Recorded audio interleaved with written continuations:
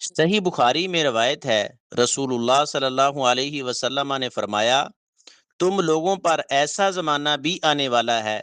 کہ صرف میرا ایک مرتبہ کا دیدار آدمی کو اپنے اہل و عیال اور مال و اسباب سے بھی زیادہ محبوب ہوگا۔ اس حدیث کا مفہوم یہ ہے،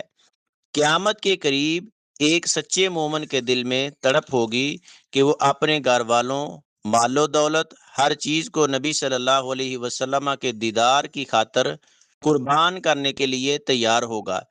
نبی صلی اللہ علیہ وسلم کی محبت ایمان کا لازمی حصہ ہے۔ اب ہم نبی صلی اللہ علیہ وسلم کی حدیث، آپ کی سنت، سیرت اور تعلیمات کو اپنا کر درود و سلام کے ذریعے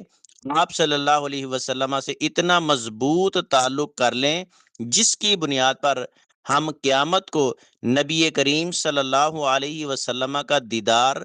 کر سکیں اور آپ کے ہاتھ مبارک سے حوض کوثر کا جام پی کر